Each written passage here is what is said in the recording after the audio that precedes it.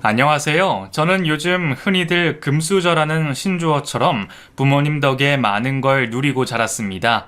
다니고 싶은 학원과 해보고 싶은 교육들은 원 없이 배우며 학창 시절을 보냈어요. 고3 때는 과목마다 개인과의 선생님을 불러 공부했고 그 결과 명문대에 들어가 경영학을 전공하게 되었답니다. 대학 생활은 평범하게 공부도 하고 연애도 하며 재밌게 보냈고 졸업 후에는 바로 아빠 밑으로 들어가 사업을 배우기 시작하게 되었어요. 제가 일하게 된 아빠 회사는 과일과 채소 등을 음료로 가공하고 유통하는 곳이었어요. 전국 방방 곳곳에 있는 과수원과 거래를 해서 음료 공정을 거쳐 여러 영업장에 납품까지 하는 큰 사업이었죠. 회사 직원이 50명 정도가 되고 5층짜리 건물에 사무실과 공장까지 함께 자리하고 있었어요.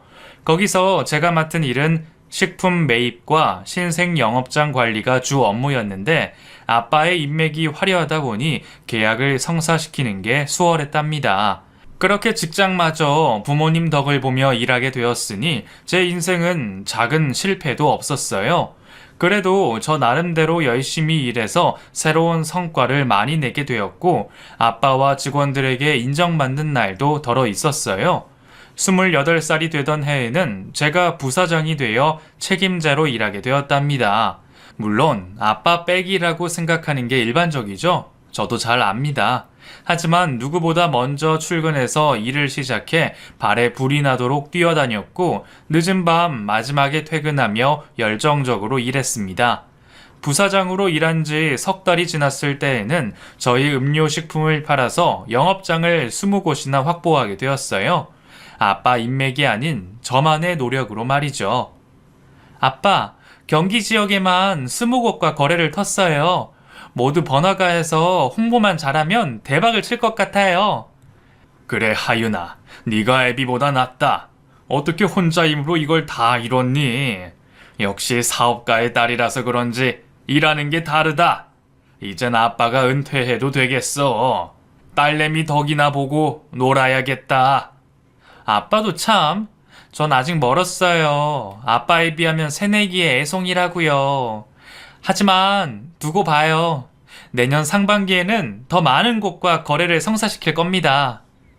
제가 매출에 크게 기여하니 직원들은 더 이상 낙하선 부사장이 아니라 실력 있는 경영자로 봐줬어요. 처음엔 저를 무시하는 분들이 꽤 있었는데 이제는 저를 존중하고 존경하는 태도로 대해주셨답니다. 그렇게 발에 물집이 잡히도록 돌아다니다가 영업장 사장의 소개로 저희 회사와 비슷한 과일 유통업을 하는 신생 회사의 대표를 만나게 되었어요. 비즈니스를 하다 보면 여러 사람을 만나게 되는데 그 대표 역시 일적으로 만나 일 얘기를 하게 되었죠. 말씀 많이 들었습니다. 김하윤 부사장님. 저는 과일 유통업을 스타트업하게 된 박진철이라고 해요. 저희는 1등급 과일을 선정해서 백화점에 납품하는 일을 하고 있습니다. 부사장님 회사에 비하면 새끼 병아리급이죠. 아, 백화점에 납품하시는군요. 그럼 거래는 어디랑 하고 계세요? 주로 지방에 있는 하우스 농장에 물건을 받고 있어요. 그런데 크게 이윤이 남지도 않고 물건 확보도 많지 않네요. 아직 스타트업이니 맨 땅에 헤딩하고 있습니다. 저는 그 남자와 명함을 교환하게 되었어요. 그는 더 많은 식품을 유통하고 싶다며 저에게 거래할 과수원과 하우스를 연결해달라고 부탁의 말을 했습니다. 하지만 저는 쉽게 일하는 사람을 신뢰하지 않았어요. 아빠의 가르침 덕분이죠. 그래서 말로만 알겠다고 대답하고 아무런 도움을 주지 않았답니다. 그런데 며칠 뒤 진철 씨에게 연락이 왔는데 일 때문이 아니라 사적으로 저를 만나고 싶다고 전했어요. 데이트를 신청한 거죠. 그는 저를 처음 봤을 때 반해버렸다며 단둘이 식사를 하고 싶다고 일렀습니다. 진철 씨는 외모도 준수하고 열정적인 사람이라 저도 호감이 있었어요. 그래서 한번 만나보기로 결정하고 약속을 잡았네요.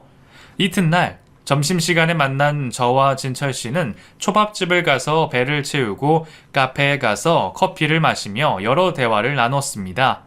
그는 사업 이야기를 하면서도 저에 대한 관심을 계속해서 보여줬어요. 하윤 씨는 눈웃음이 진짜 매력 포인트네요. 남자들이 줄을 서죠? 그렇다면 저도 그중 한 명이 되겠습니다. 농담도 잘하시네요. 아니면 여자 꼬시는데 선수시거나. 진철 씨가 만나자고 해서 나오긴 했는데 진철 씨의 진심을 잘 모르겠어요. 저는 하윤 씨한테 진심입니다. 사업 때문에 뭘 바라고 이러는 게 아니라고요. 남자가 여자를 좋아하는데 이유가 필요한가요? 전 아무 이유 없이 하윤 씨가 좋을 뿐입니다. 당당하고 솔직한 표정으로 고백하는데 제 가슴이 떨리더라고요. 남자다운 모습을 보니 제가 기댈 수 있는 사람이 될 것 같아 저도 마음을 열게 되었죠. 그래서 저희는 첫 데이트를 하며 연인이 되기로 했고 거의 매일 일하다가 중간에 잠을 내서 짧게 데이트를 즐겼습니다. 진철 씨가 사업을 시작한 지 얼마 되지 않아서 늘 새벽까지 야근을 해서 제대로 된 데이트를 하지 못했죠. 거래를 틀 만한 농장과 백화점을 더 늘리려고 했는데 생각처럼 쉽지 않아 여러 번 좌절하더라고요. 이에 저는 도움을 주고 싶어 아빠께 말씀드렸어요. 아빠, 저 만나는 사람 있다고 했잖아요. 우리랑 비슷한 사업을 한다고 말했던... 그래. 그 친구 사업은 어떻대? 잘 돌아가고 있는 거야? 그게 사실 아빠 도움이 조금 필요해서 말씀드리는 거예요. 아빠가 농장하고 영업장을 꽉 쥐고 계시니까 몇 군데 연결해주면 안 될까요? 녀석, 공과 사를 잘 구분하는 줄 알았더니 남자친구한테는 해당되지 않는 거냐? 뭐 어쨌든 알겠다. 내가 도와줄 테니까 데리고 와봐.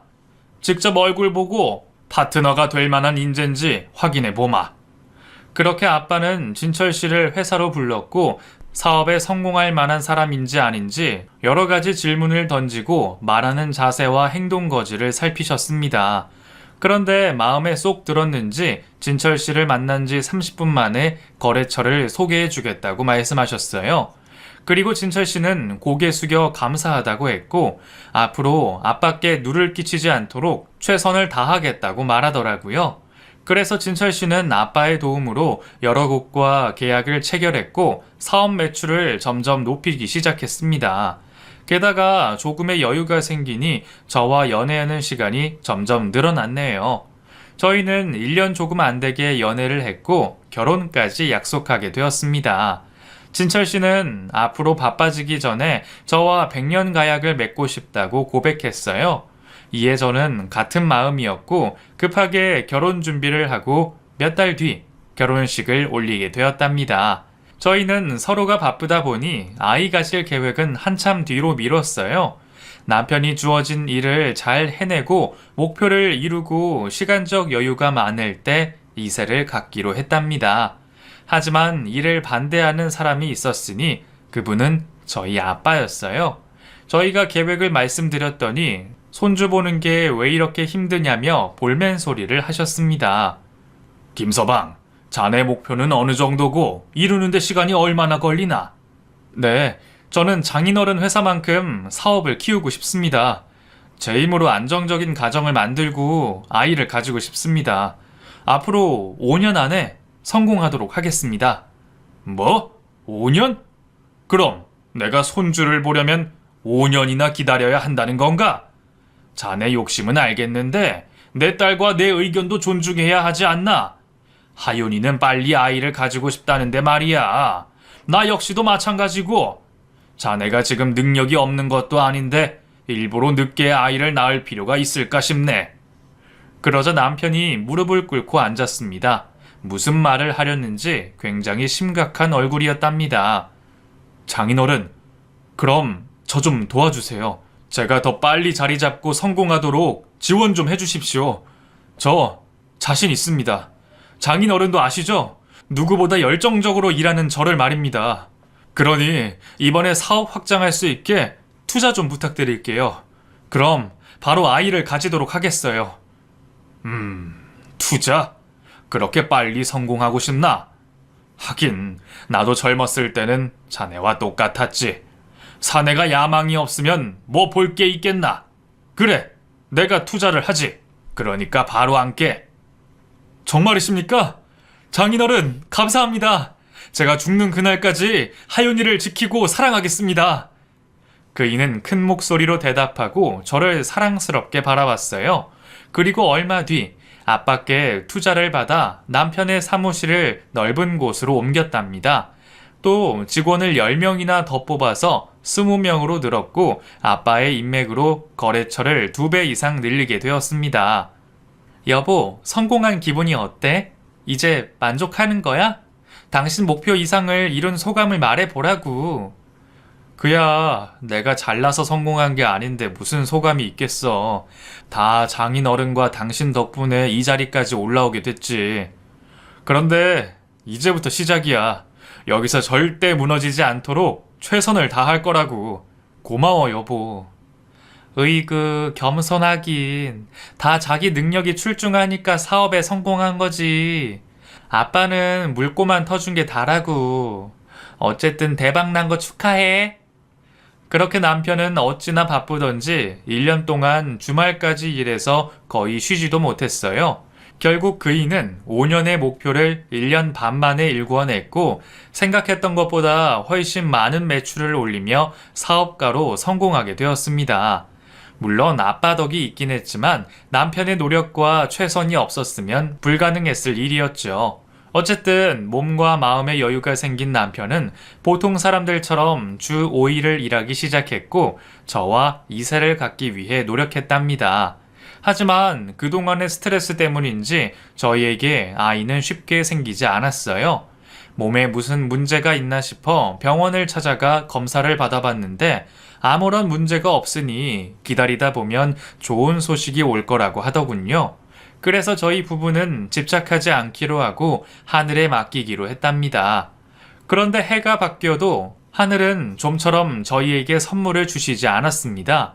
저는 집착하지 않겠다고 다짐했지만 마음은 그렇지가 않았어요. 욕심이 너무 나서 남편 몰래 점집에 찾아가서 부적까지 써왔다니까요. 그래도 2세 소식은 깜깜무소식이었고 저도 남편도 기다리다 지쳐 2세에 관한 대화를 나누지 않게 되었답니다. 그리고 얼마 뒤 또 다른 걱정거리가 생겼어요. 저희 부녀 회사에 문제가 생긴 것이었죠.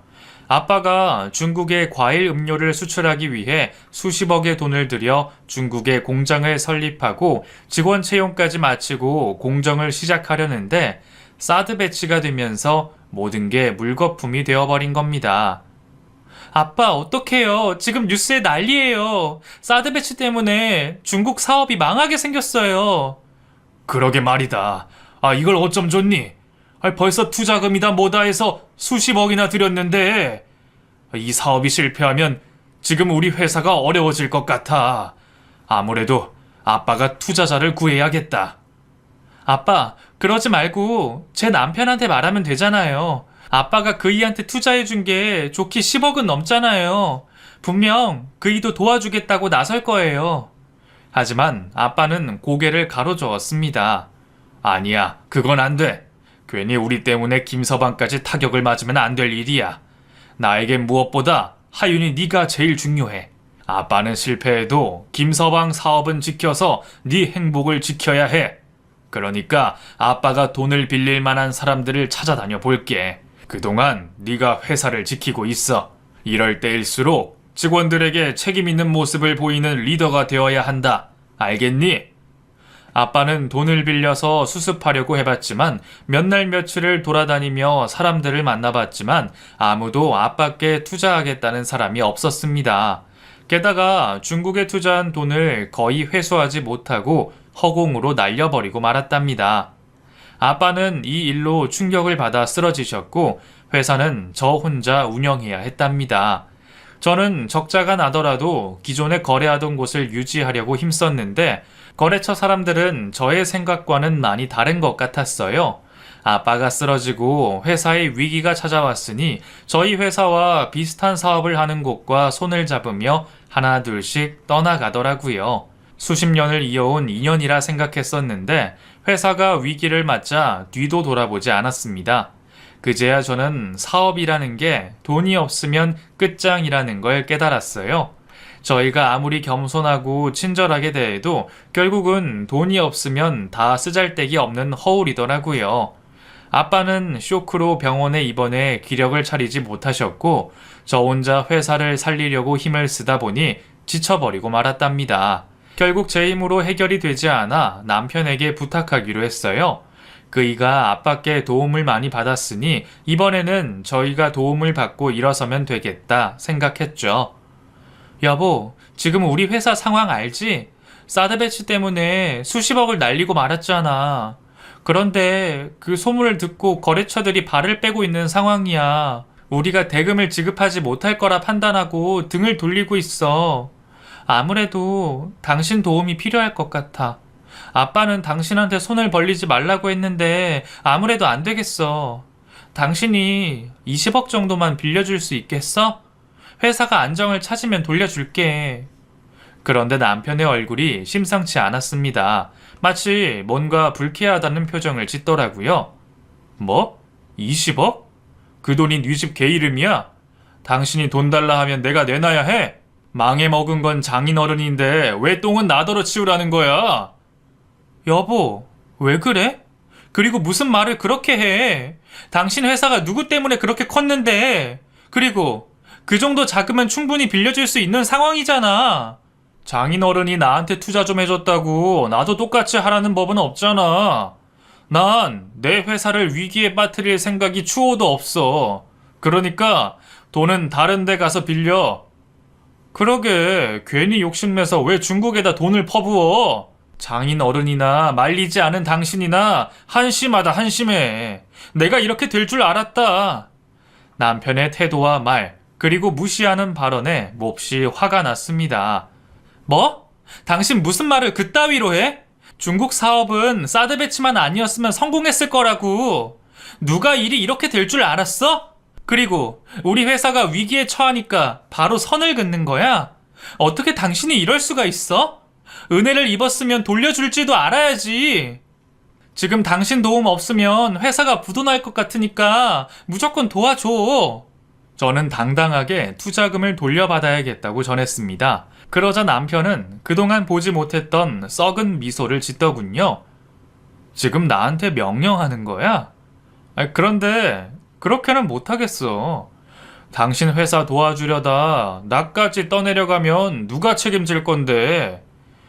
하여튼 생각 없이 사업하는 것들이 꼭 남 탓이나 하지. 멍청하긴. 뭐? 지금 말 다 했어? 당신 이런 사람이었어? 이렇게 이기적인 위선자였냐고. 나한테 어떻게 이럴 수가 있어? 우리 아빠가 당신한테 어떻게 해줬는데. 아, 진짜 말이 안 통하네. 지들이 말아먹고 나한테 보따리를 내놓으라고 하면 내가 여기 있습니다 하고 순순히 내줄 줄 알았나. 아, 쓸데없는 기대하지 말고 부도 처리해. 제가 알던 남편은 더는 없었습니다. 어쩌면 지금 본 게 그이의 본 모습이고 그동안 가면을 쓰고 살아왔을지도 모르죠. 결국 남편에게 거절당한 저는 쓰러진 아빠를 대신해 아빠가 만나지 못한 지인들을 찾아가 회사 사정을 전하고 도움을 요청했습니다. 그런데 하나같이 모른 척 하더군요. 아무래도 저희만 가족처럼 생각했던 것 같더라고요. 돈 앞에서는 장사가 없다더니 그 말이 딱 맞았답니다. 그래도 전 지푸라기라도 잡으려고 저희 회사와 연관된 모든 사람들을 모두 찾아다녔어요.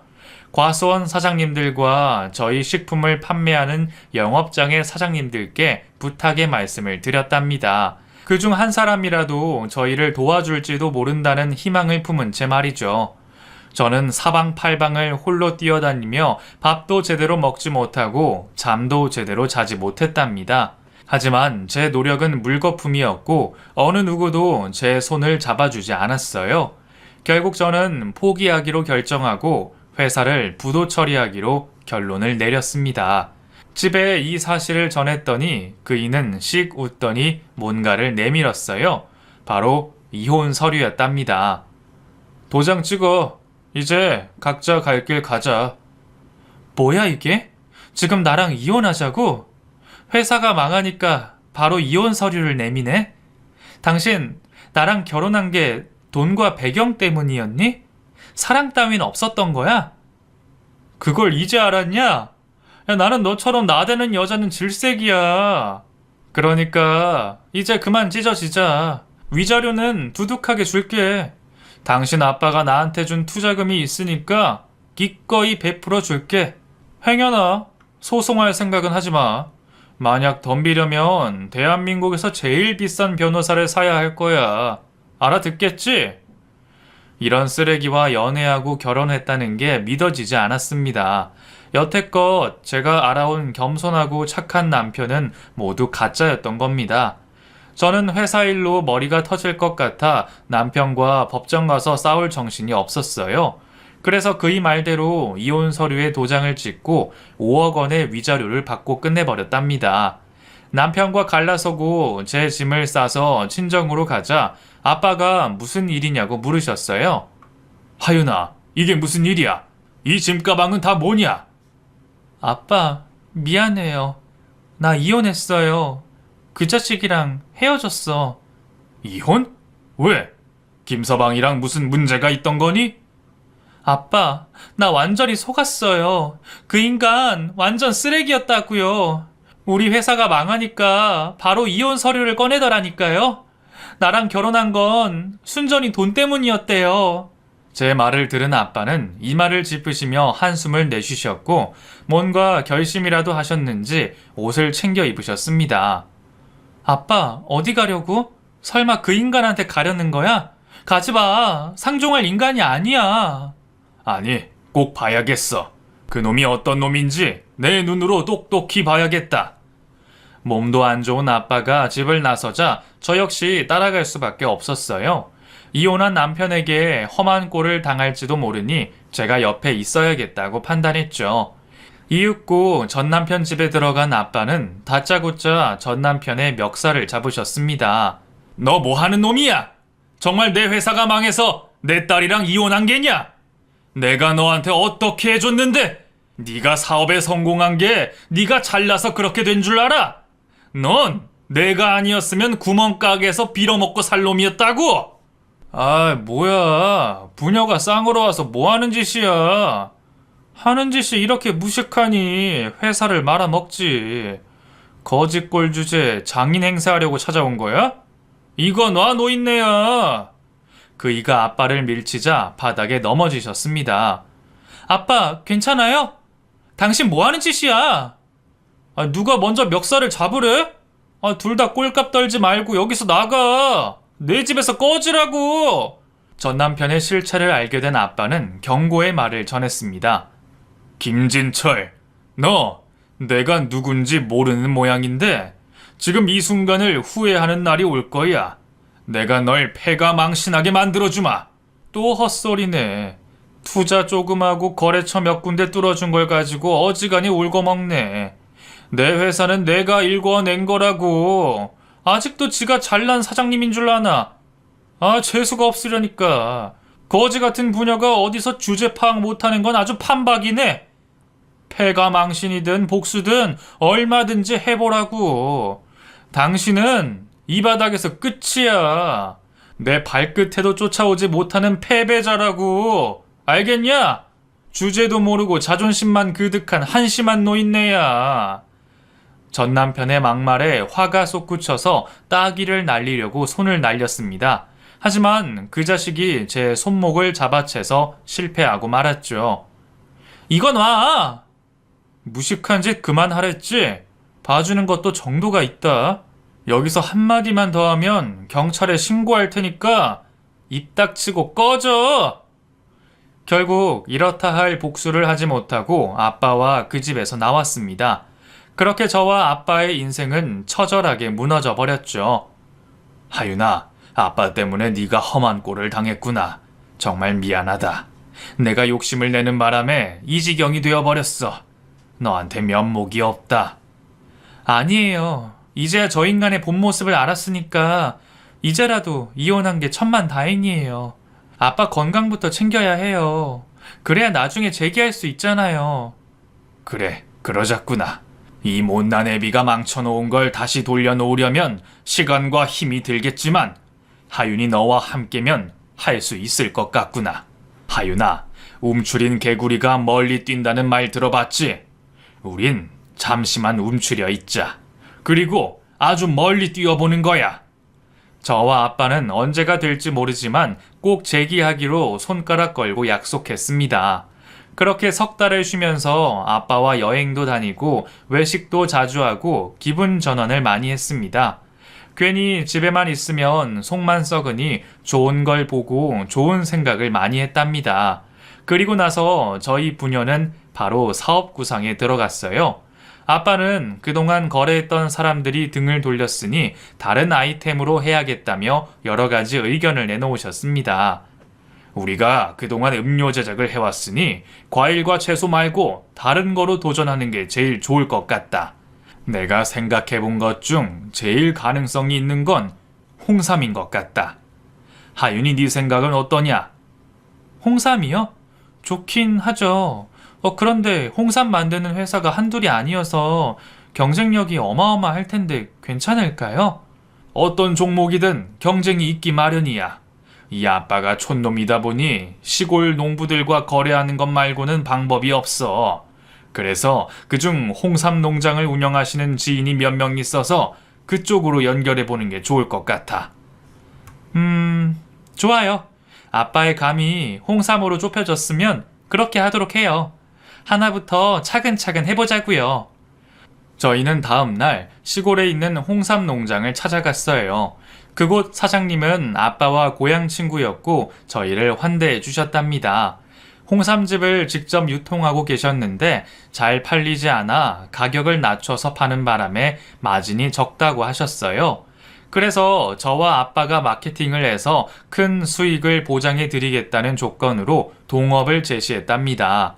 그러자 사장님은 골똘히 생각하시더니 고향 친구 말을 못 믿어서 되겠느냐며 같이 해보자고 결정하셨어요. 그래서 사장님은 홍삼즙을 제작하시고 저와 아빠가 서울에 사무실을 차렸고 인터넷 홈페이지를 만들어 온라인 홍보를 시작했고 길거리 마케팅까지 하게 되었습니다. 수익은 그런대로 잘 나오긴 했지만 3개월 동안 사장님의 이윤을 남겨드리니 저희가 가져가는 수익은 하나도 없었습니다. 하지만 온라인 판매 후기와 입소문이 퍼져서 금세 판매량이 급증했고 3개월이 더 지나자 판매할 홍삼즙이 부족하기까지 이르렀어요. 그래서 아빠는 다른 지인의 홍삼 농장으로 내려가 같은 조건을 제시하며 홍삼을 확보했답니다. 그렇게 저희 홍삼 브랜드는 열풍을 일으켰고 성공을 향해 달리기 시작했어요. 1년이 지나면서 거래하게 된 홍삼 농장은 무려 12곳에 다다랐답니다. 이에 사무실도 더 큰 곳으로 옮기게 되었고 직원들도 수십 명을 채용해 마케팅과 포장, 배송까지 온 힘을 쏟아내며 회사를 부흥시키게 되었죠. 아빠와 저는 지난 회사를 부도내고 2년 만에 재기에 성공했습니다. 매출이 지난 회사 때보다 좋았으니 더 큰 업적을 이룬 거죠. 저희는 온라인 판매로만 만족하지 않고 오프라인 매장에도 런칭하기로 했답니다. 저는 여러 곳의 마트와 매장을 발로 뛰어다녔고 그 결과 4개월 만에 10곳의 중형마트에 제품을 판매하기 시작했어요.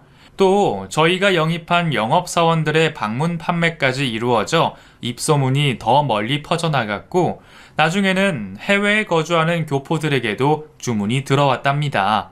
그런데 또 웃지 못할 사건이 생겼어요. 저희 회사가 망하며 등을 돌렸던 수많은 업체들과 과수원 주인들에게서 다시 연락이 오는 겁니다.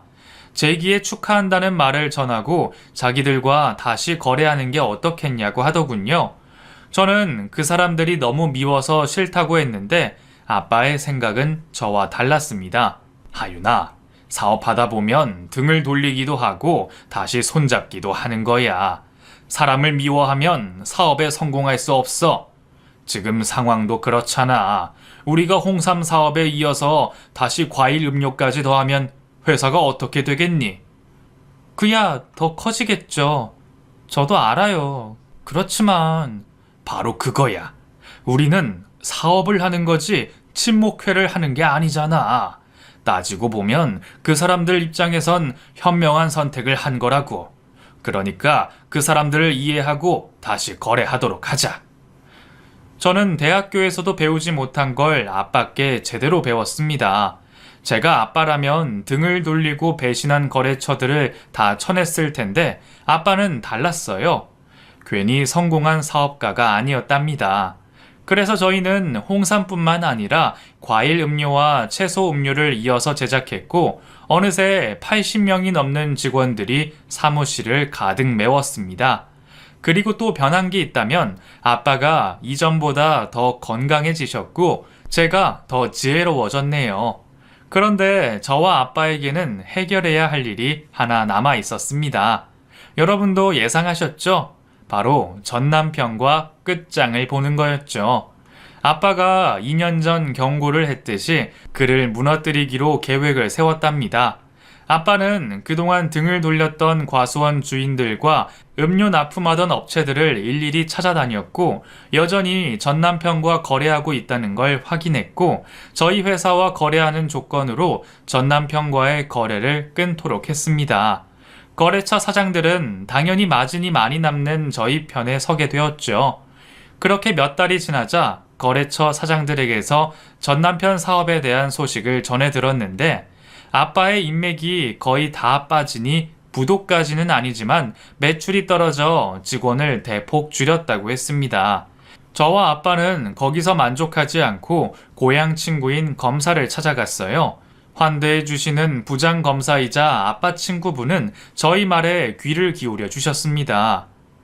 그러니까 자네 딸과 이혼한 놈을 털어달라는 거지? 그래, 그 자식은 비열하고 여우 같은 놈이라 털어보면 먼지가 엄청 날릴 거야. 자네가 힘 좀 써주면 내가 어떤 보답이라도 해줄 테니 도와주겠나? 보답이라니, 나 공무원이야 이 사람아. 그리고 친구 부탁인데 내가 거절할 이유가 있겠어? 걱정 말게. 내가 후배들 시켜서 조사시키도록 하지. 그리고 부장 검사님은 저희 부탁대로 며칠 만에 전 남편의 회사를 찾아가 익명의 신고로 조사를 나갔다고 하네요. 그렇게 탈탈 털린 전 남편은 회사 돈을 횡령한 사실과 뇌물까지 먹었으며 불법적으로 이득을 취한 배임까지 밝혀졌답니다. 또 전 남편이 재혼하면서 살림살이를 거의 다 법인카드로 마련한 것까지 걸렸다네요. 결국 부도뿐만 아니라 파산 지경에 이른 전 남편에게 아빠가 전화를 걸었습니다. 그이가 전화를 받자 저 들으라고 스피커폰으로 돌리셨어요. 나야. 요즘 죽을 지경이지? 거래처가 죄다 끊기고 검찰 조사까지 받아서 재판까지 받게 생겼으니 상심이 크겠어. 김진철, 내가 자네 무너뜨려준다고 한 약속 기억하지? 자네 망하게 한 장본인이 바로 나야. 기분이 어떤가? 뭐야, 노인네 당신이었어? 거래처 빼돌리는 것까지는 뭐라 안 하겠는데 검찰 불러서 회사를 터는 건 너무한 거 아니야? 당신 덕분에 내가 거짓골이 된 건 물론이고 나 콩밥까지 먹게 생겼단 말이야. 아직 정신을 못 차린 모양이네. 난 자네가 용서를 빌러오면 생각을 바꿀지도 모른다고 생각했는데 말이야. 그러자 전 남편은 카멜레온이 피부색을 바꾸는 것처럼 바로 태도를 바꿨습니다. 장인어른, 그게 정말이세요? 그럼 제가 찾아뵙도록 할게요. 언제 시간이 괜찮으세요? 내일 오후에 우리 회사로 오게. 자세한 얘기는 그때 가서 하도록 하지. 저는 아빠가 지난번에 사업을 하려면 용서할 줄 알아야 한다는 말이 떠올랐어요. 아빠, 진짜 그 인간을 용서하려는 거예요? 그 인간 쓰레기를 말이에요? 글쎄다. 내일 네 눈으로 직접 보거라. 이 아빠가 어떻게 하는지 말이야. 아빠는 알 수 없는 미소를 지으셨고 저는 이해할 수 없는 표정으로 아빠를 바라봤습니다. 이튿날 약속한 대로 전 남편이 저희 회사에 찾아왔습니다. 아빠는 환한 미소를 지으며 전 남편을 환영해 주더라고요. 저는 너무 기가 막히고 어이가 없어서 실망한 표정으로 아빠께 말씀드렸습니다. 아빠, 이게 뭐 하는 거예요? 진짜 이 인간을 용서하고 다시 재기하게 도우려는 거예요? 그러자 아빠는 또다시 알 수 없는 미소를 지었고 전 남편이 저를 보며 살살 기며 말했습니다. 여보, 잘 지냈어? 누가 당신 여보야? 그리고 너 재혼했다고 하던데 네 마누라가 이러고 다니는 걸 아니? 나 얼마 전에 이혼당했어. 그 사업 망할 위기에 놓이고 돈 떨어지니까 바로 이혼 서류 내밀더라고. 제가 당했던 것처럼 똑같이 당했다는 말을 듣자 통쾌했습니다. 역시 인과응보라는 말이 딱 맞네. 네가 나한테 한 짓을 그대로 돌려받았네. 쌤통이다. 그러게 심보를 곱게 먹었어야지 나쁜 자식아. 에이 여보, 다 지난 일인데 아직도 나한테 감정에 쌓여 있는 거야? 미안해. 우리 그만 화해하자. 응? 전 남편과 저를 지켜보던 아빠가 드디어 말문을 열었습니다. 그럼 이제부터 용서를 빌어보게. 우리 마음을 돌려보도록 해봐. 이윽고 남편은 80명의 직원이 보는 앞에서 아빠와 저에게 90도로 숙이며 죄송하다고 말했습니다. 그걸로는 부족해. 무릎을 꿇어도 생각이 바뀔까 말깐데. 알겠어요. 무릎 꿇겠습니다, 장인어른. 그는 무릎을 꿇고 두 손을 빌기 시작했어요. 장인어른, 저 이대로 무너지고 싶지 않습니다. 살려주십시오.